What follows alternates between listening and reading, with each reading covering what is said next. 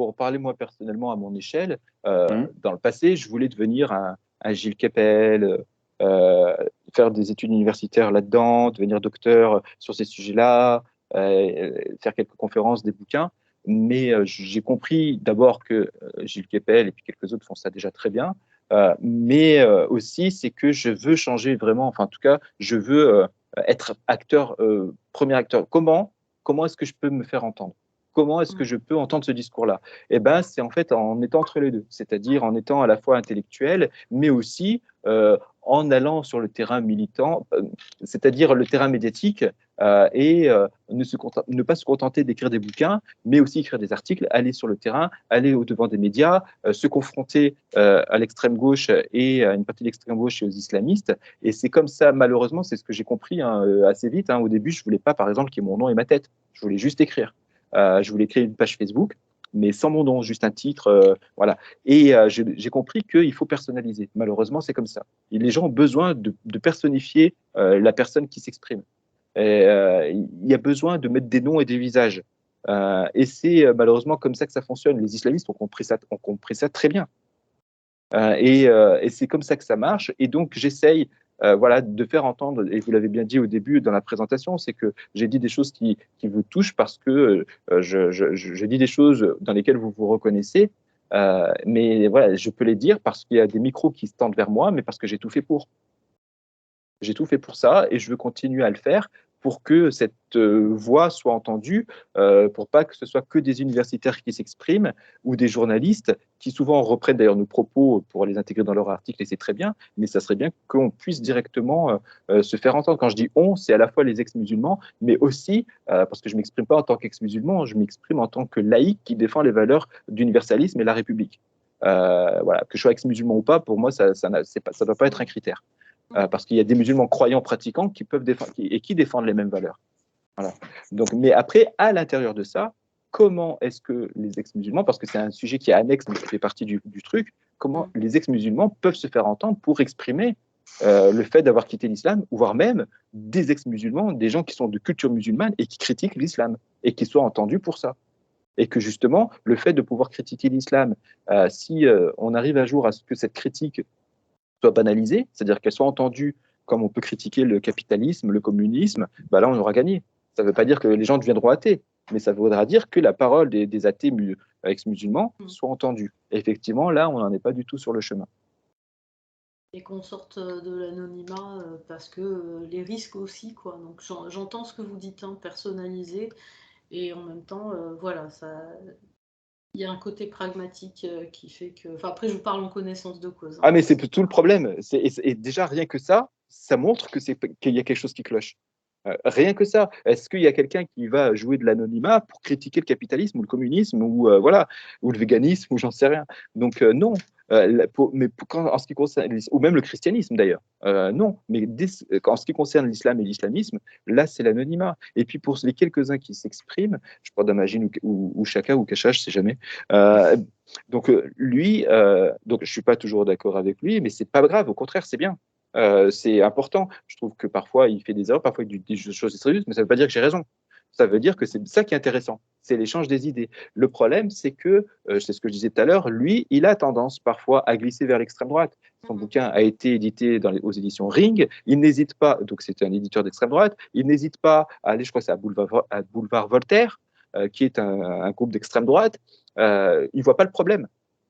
Et c'est pareil pour Mohamed Louisi, qui, lui, je ne sais pas s'il est ex-musulman, mais en tout cas, c'est un ancien frère musulman, et que, pareil, hein, il dit des choses très justes, des choses où je suis mal d'accord. Il m'a appris beaucoup de choses d'ailleurs aussi, mais il ne voit pas trop le problème de parfois déraper vers l'extrême droite. Alors, pas les mots qu'il utilise, mais d'accepter de partenaire, je ne sais pas si c'est le bon mot, mais en tout cas, parfois d'être avec des gens d'extrême droite, et c'est tout le problème. Il faut, comment dire, il faut être cohérent avec ses idées. Si on est d'extrême droite, alors ils sont cohérents. Donc là n'est pas voilà. Mais il ne faut pas que le mouvement des ex-musulmans puisse être affilié de près ou de loin à l'extrême droite, parce que c'est facile de basculer là-dedans. Je ne parle pas des gens, Je parle des étiquettes qu'on leur pose. C'est-à-dire que moi, par exemple, j'ai toujours été de gauche, j'ai milité dans l'éducation populaire, j'ai toujours voté à gauche, je milite pour des valeurs de gauche, je suis foncièrement ancré à gauche. Mais ça n'empêche pas des gens d'extrême gauche et des islamistes de vouloir essayer de me poser l'étiquette d'extrême droite. Ils essayent par tous les moyens de me poser cette étiquette. Ils n'y arrivent pas parce que j'ai toujours été vigilant de créer un mur totalement étanche entre l'extrême droite et moi, y compris sur les réseaux sociaux. Dès qu'il y a quelqu'un d'extrême droite qui s'abonne à mon compte Twitter, je le bloque. Je ne cherche même pas à comprendre. Voilà. Parce que c'est mes convictions, d'abord, et aussi c'est parce que il est important de montrer, c'est tout bête, hein, mais dans les gens, la population, la société, aujourd'hui, avec l'immédiateté de la communication, colle facilement des étiquettes, souvent inconsciemment. Et qu'il faut pouvoir imprimer dans la tête des gens qu'un ex-musulman n'est pas forcément quelqu'un, n'est pas d'extrême droite. C'est pas naturel. Et qu'un ex-musulman peut aussi être laïque, c'est-à-dire ne pas avoir de problème avec que quelqu'un soit musulman, pratique sa religion. Voilà. Et puis on peut être musulman, ex-musulman, et être anti-laïque, c'est-à-dire se battre pour la suppression des religions dans la société. Voilà. Donc les ex-musulmans sont pluriels. Ils sont comme les musulmans d'ailleurs, et comme tous les êtres humains. Et malheureusement, on a tendance à voir, je pense notamment à cette page Facebook des ex-musulmans il y a quelques années que j'ai quitté parce qu'il y avait trop de propos d'extrême droite. Hein. Et voilà, c'était pas modéré par les modérateurs, donc ça passait, donc je suis parti. Et c'est tout le problème. Il faut être particulièrement vigilant là-dessus. Et c'est une des clés, je pense, pour que les ex-musulmans soient mieux entendus. Moi, j'allais juste rebondir sur un propos qui m'a énormément plu tout à l'heure. Vous avez parlé des Amazirs. Voilà, c'est une cause qui me tient, je pense, même un peu plus à cœur que voilà, la dénonciation du fondamentalisme intégrisme islamiste. C'est parce que moi-même, donc, je suis un Nord-Africain, je suis un Berbère. Et je suis un Amazir. Voilà, je vais donner toutes les notions clés. Et donc, j'aimerais bien avoir votre avis sur ça. Si vous en avez parlé, j'imagine que vous êtes penché un peu, ne serait-ce qu'un peu, sur la question. Donc voilà, je vais introduire ça d'une meilleure manière.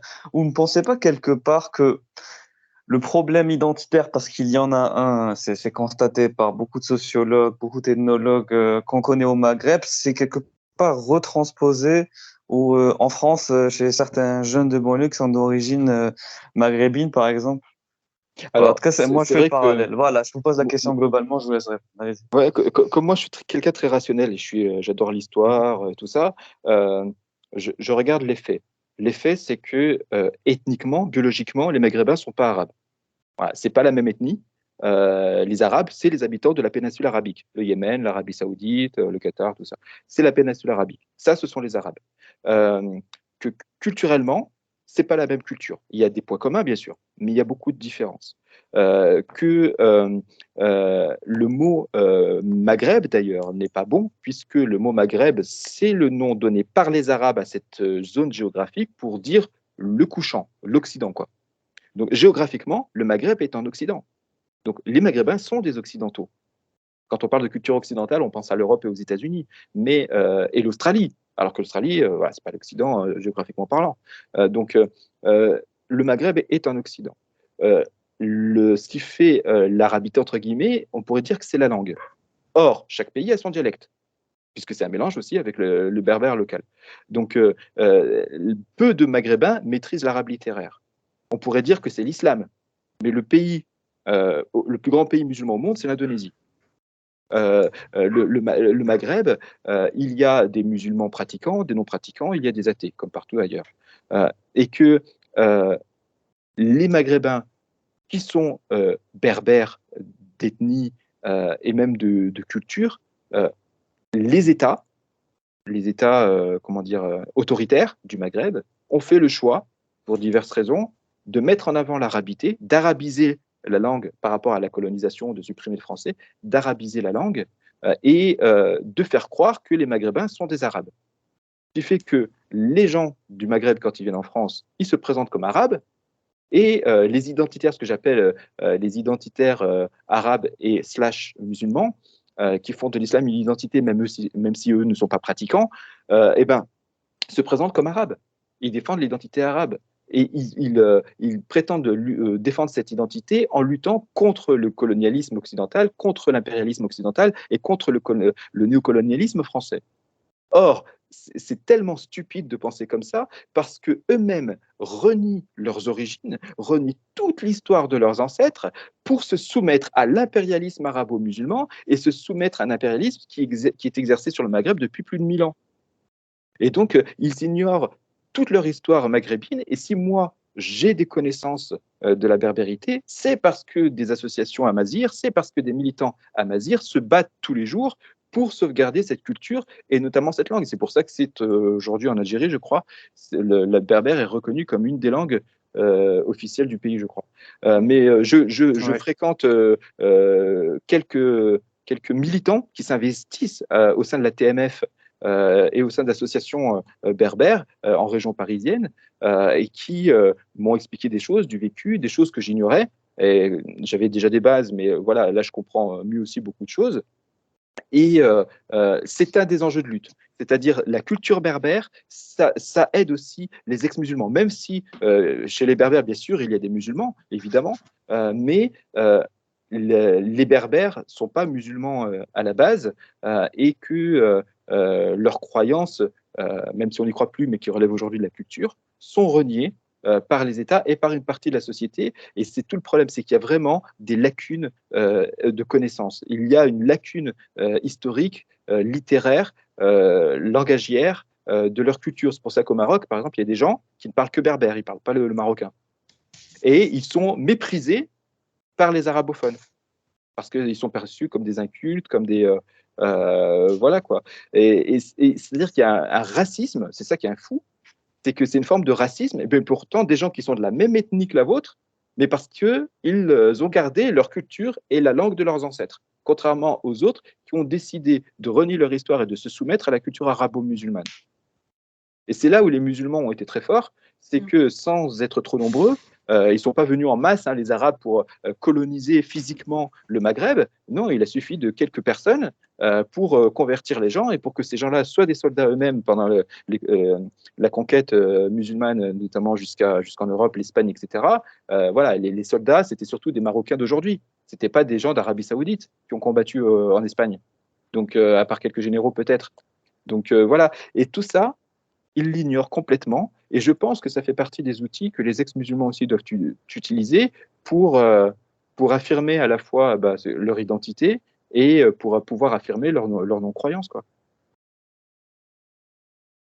Moi personnellement, mon nom Bestandji et mon physique fait que c'est un héritage de mon grand-père paternel, qui était d'Algérie. Mais ses ancêtres étaient turcs.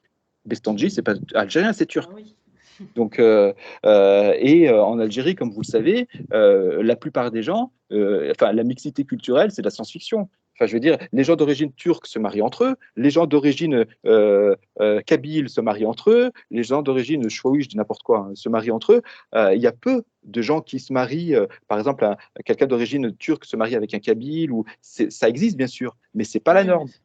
C'est pas la norme. Voilà. Et ça, c'est surprenant. Ça, c'est du point de vue français, c'est assez surprenant. Et ce qui est fou, c'est que ces personnes-là qui ont des revendications identitaires au Maghreb, en Algérie par exemple, vont critiquer la France, vont dire que la France est intolérante et raciste, alors qu'eux-mêmes le sont. Eux-mêmes sont intolérants et racistes, parce qu'il faut voir comment sont traités les Noirs au Maghreb. Hein. Ah bah oui. Ah oui, il y a beaucoup de problèmes vis-à-vis de et ça. Les Juifs, j'en parle même pas. Hein. C'est pour ça que les Juifs sont partis d'ailleurs. La double peine, ça c'est sûr. Oui. Voilà, et donc tout ça, ça fait partie des... Parce qu'il y a une forme d'ignorance, mais il y a aussi un problème de perception. C'est-à-dire que souvent, quand je parle de ces sujets-là, que ce soit pour le voile, pour l'islam, pour ces sujets-là, les gens me disent, mais c'est vrai, mais j'ai jamais vu ça comme ça. On m'a jamais expliqué des choses comme ça.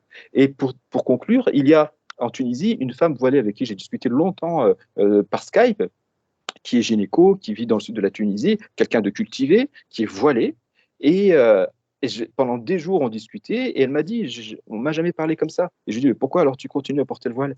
Et elle me dit, parce que tu ne peux pas, en 3 heures, me faire changer d'idée pour des choses qu'on m'a mis dans la tête depuis 30 ans. Voilà, il y a 30 ans d'un côté, 3 heures de l'autre, quoi. Donc, c'est pas possible. Oui, c'est vrai. Donc, psychologiquement parlant, il y a des processus qui mettent plus de temps à se mettre en place pour qu'ils contrecarrent ou qu'ils déconstruisent les processus beaucoup plus anciens. C'est totalement C'est ça. normal Et que c'est ça parce doit que prendre les du temps. islamistes travaillent depuis des décennies et qui sont très structurés et qu'ils ont beaucoup d'argent et qui sont ultra motivés. Et c'est comme ça qu'ils arrivent à influencer les âmes. Et que effectivement, les laïcs en général et les ex-musulmans en particulier, il faut. Alors c'est plus facile à dire qu'à faire, je le sais. Et vous en savez quelque chose vous en premier, c'est de s'organiser à la fois nationalement et internationalement. Voilà, mais c'est très compliqué parce qu'en face, on a des fanatiques. Et par définition, les fanatiques sont bien plus motivés que nous.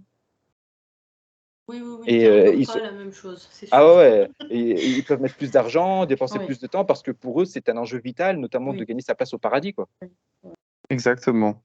Attendez, pour finir, une dernière question, hein, avant de finir, parce que là, Oui, on a parce que bien on a pris beaucoup de temps à Naëm et c'est un Non, pas de une samedi quand souci, petite même. dernière question. pas de souci. Et sur quoi pourrait conclure? Hein. Vas-y, Mia, t'as rien? Oh, moi sur les perspectives, et je pense que voilà, hein, Moi, voilà. moi, j'aimerais donc juste poser une question par rapport à vous. Voilà, c'est quoi vos projets pour l'avenir? Vous comptez, voilà, vous dirigez vers quoi? Voilà, ce serait la dernière question que je pourrais vous adresser. Me diriger vers la Mecque. Non, je plaisante. Euh, euh, Très drôle. non, non, euh, non. Alors, moi, en fait, là, l'idée, c'est de continuer à écrire mes articles. J'aimerais bien publier un deuxième livre. Là, il est en projet. J'en ai pas Mhm. la personne. Donc, mais voilà, c'est l'idée de. Le premier livre, c'est donc sur le voile. Et là, ce serait plus sur une forme d'autobiographie. En fait, le premier livre, c'était sur un sujet, donc c'est un essai hein, sur l'islamisme, avec une dose autobiographique pour lier le personnel et le général. Et là, je ferai un peu la même chose, mais dans l'autre sens. C'est-à-dire qu'il y aura beaucoup plus de personnel que d'essais. Donc, ce sera sur ma vie, sur mon rapport. En fait, l'idée, c'est la double culture, à travers notamment une histoire d'amour que j'ai vécue avec une Algérienne, et voilà, la double culture en France, en Algérie, des anecdotes assez rigolotes que j'ai pu vivre en tant que Français, de culture française, mais aussi d'origine maghrébine et de culture tunisienne, que ce soit en France, que ce soit au Maghreb, des choses assez rigolotes, et pour montrer le problème qu'on peut vivre dans la double culture, et notamment quand on est athée. Voilà, donc ça sera plus une autobiographie que j'espère finir un jour et trouver un éditeur. Et puis, ben voilà, maintenant que je suis à Paris, c'est aussi pour ça, c'est de continuer à faire ce que je fais et à être toujours mieux entendu. Voilà. En fait, je veux continuer ce que je fais depuis plusieurs années maintenant. Voilà, j'ai eu quelques résultats, j'en suis content. Hein. Le Burkini à Grenoble, voilà, ce que j'ai fait, ça a porté ses fruits sur pas mal de trucs.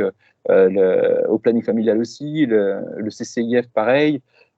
J'espère continuer à apporter des outils aux personnes pour qu'elles puissent avoir des outils intellectuels pour pouvoir justement, quand on n'est pas musulman, quand on est étranger à cette culture, de ne pas avoir comment dire, de honte ou de se dire ah, si je dis ça, je vais être raciste ou je sais pas quoi parce que je maîtrise pas le sujet. Voilà, d'apporter des outils pour pouvoir aux gens de pouvoir s'exprimer de façon décomplexée, mais de façon laïque et républicaine et universaliste, sans pour autant basculer dans des propos d'extrême droite ou je ne sais quoi. Voilà, moi, l'idée, ça serait plutôt ça. Eh bien, merci beaucoup. Là, je vais juste faire la promotion du livre. J'avais promis avant l'émission. Alors, le livre de Naim Bestenji, Le linceul du féminisme, caresser l'islamisme dans le sens du voile. Très bien trouvé, lapsus Oui, révélateur. Caresser oui. l'islamisme dans le sens du voile, paru en 2021 aux éditions Céramis. C'est ça. Voilà. Je vous invite tous à vous le procurer pour connaître en plus en profondeur ce qui a été abordé pendant l'émission. Donc, merci beaucoup, Oui. Monsieur Bestanji, Merci. d'avoir Oui, vraiment, accepté. merci beaucoup pour le temps, la confiance. Et puis, bon, on est un petit peu dans le même combat. Bah, sachez qu'on est là. Si les choses avancent et changent, bah, et qu'on peut vous apporter quelque chose dans ce que vous faites, enfin, vous savez nous trouver maintenant. Oui, oui, bah écoutez, avec plaisir. Merci Ben, beaucoup. merci. Merci Merci beaucoup à vous, beaucoup Naëm. et bon Merci. courage. Au revoir. Merci. Au revoir. Au revoir. Au revoir.